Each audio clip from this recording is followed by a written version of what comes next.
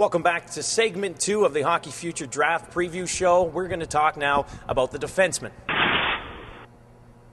Okay, now it's funny because I'm sitting here in between Mike Oak from ISS Hockey and Mark Seidel from North American Central Scouting, and they both have a different defenseman atop the draft rankings. I guess, first of all, let's start with Mark Seidel.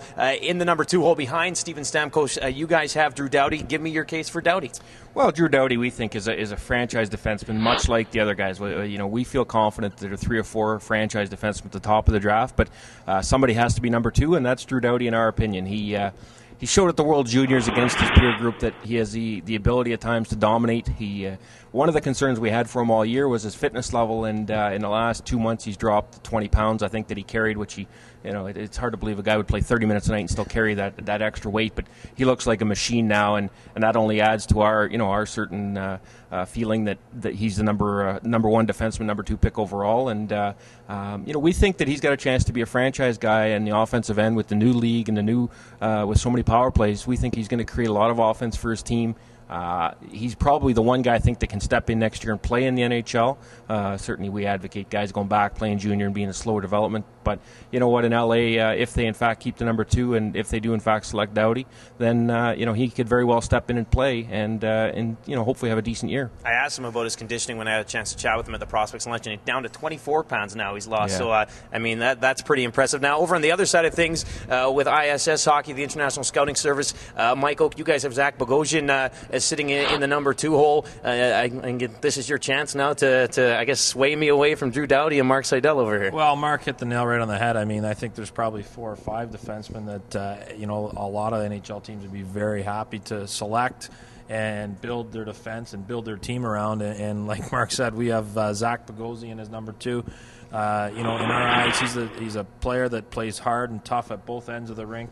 He can move the puck up the ice effectively with a good pass, and he can also skate and evade oncoming checkers. And again, like Mark said, in today's NHL and the style of play, we feel that that's going to be a real benefit to him and to the team that selects him. But there's no doubt about it, and you mentioned it earlier, there may not be a lot of drama with regards to who's going first, but I feel there will certainly be a great deal of drama surrounding which one of the defensemen are going to go first, and even which one of the defensemen are going to go, second, third, or fourth. And it'll be very exciting for fans, believe you me, as well as very exciting for some teams, kind of seeing guys that they didn't think maybe would be there when it came their time to select that now all of a sudden are there. Now, we heard Mark talk about how Drew Doughty probably pretty close to being NHL ready. Your thoughts on that case of maybe a possible scenario to say if Bogosian goes 3rd overall to the Atlanta Thrashers, which is where I have him in my mock draft for Hockey's Future Radio.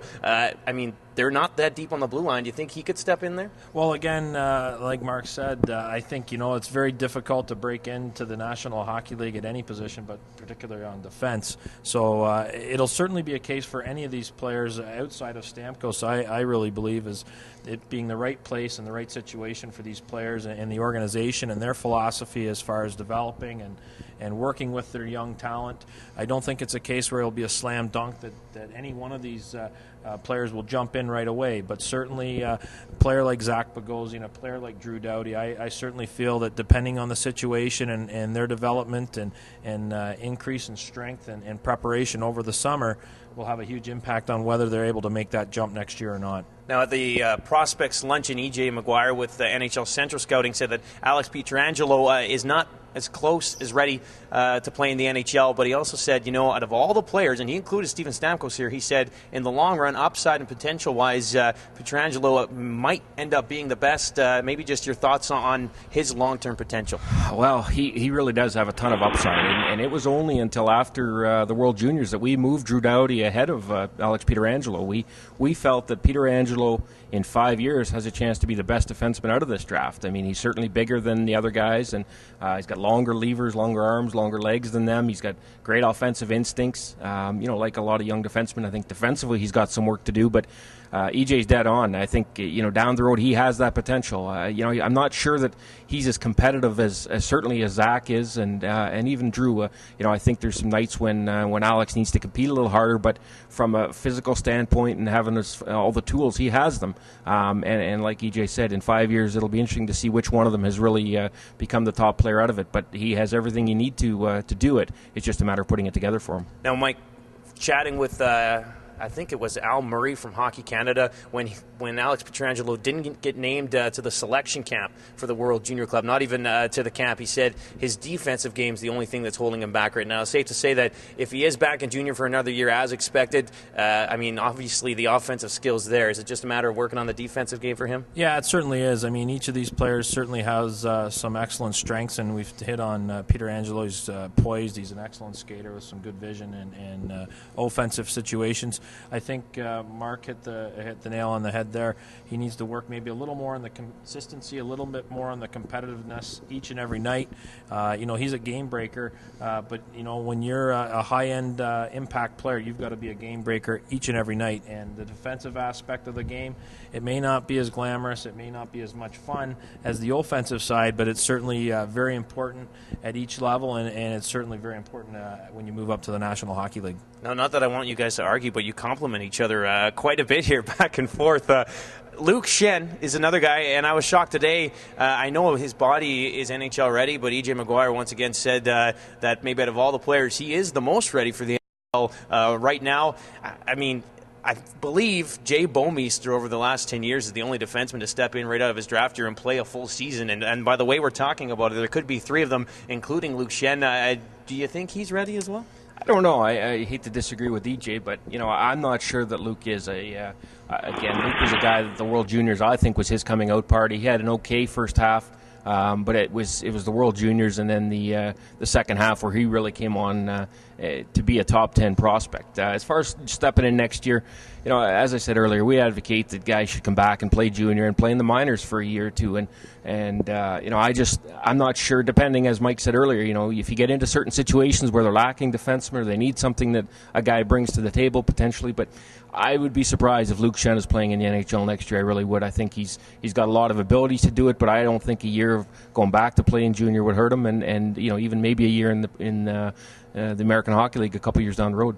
I know he's physically pounding on the back end, and I asked him today, I said, do you think maybe your offensive game, because he almost had 30 points, I believe, around 24, 25, I asked him if he thinks his offensive game maybe gets overshadowed a little bit by his great shutdown game. Do you think that might be a fair statement? Well, it could be, and the other fact you have to look at this year with some of the other defensemen, we're talking about the Doughty, the Pietrangelo, the Bogosian, they really did put up some tremendous numbers. So even in the rankings in that situation, Luke Schenn didn't have quite the same type of offensive numbers that those other players did, but certainly he provides a great deal of toughness. He's a shutdown, stay at home. When it's a tight game and they need to protect the lead, he's the guy that you want on the ice as a coach. And again, you hear teammates and others that have played with him talk about the tremendous leadership qualities that he brings to a hockey team. So like the other defensemen we've talked about, and I mentioned earlier, an NHL team would be very happy to add any one of those players to their organization. Now, I know we have to kind of get wrapping things up here, but quickly about Tyler Myers, because Tyler Myers, to me, he's a little bit of a wild card. Who knows where he's going to go? He could slip a little bit. He could maybe be the guy who surprises us and goes in the top five. To me, he looks like a baby deer out on the ice, skates extremely well, but still kind of coming into his body. He really is a wild card, isn't he? I think he is. I think he's a wild card on the back end for sure. This is a kid that has the American citizenship, and Hockey Canada worked so hard to get him on the under-18 squad because they thought so highly of him. And then he goes over to the under-18s and doesn't play a lot. Pat Quinn and his staff weren't sold as much on him, and he only played, I think, around 10 or 11 minutes a night over there. So that was a little surprising. But I think this is a kid, when you look at a guy who's 6'7", and really skates pretty well for a guy that big. His leg strength needs a little bit of work still, but when he fills out, he could fill out at 240, 245. He's got the wingspan that's huge like Chara, and he really is. He could be a home run out of this draft. But again, he's not as polished as the rest of the guys we've talked about yet. I think he's got a lot of work to do, and I think he's 5 years away from playing in the National Hockey League. But in that 5 years, at the end of it, he certainly could be a good player. And it depends. It'll be interesting to see which team steps up and says, we're going to put him and know that we're not going to have him for a while, but work with him and hopefully develop him. Excellent, great stuff, perfect. I'll let you have the last word on the forwards because that's what we're going to talk about next. We've gone through the Blue Liners. It is supposed to be the year of the defenseman. We'll see how that pans out. I've got Mike Oak to the right of me and Mark Seidel to the left of me, and well, I guess I'm just stuck here in the middle moderating things. Up next, though, here we are going to chat about the forwards beyond Steven Stamkos as we continue your 2008 Hockey's Futures NHL Entry Draft Preview.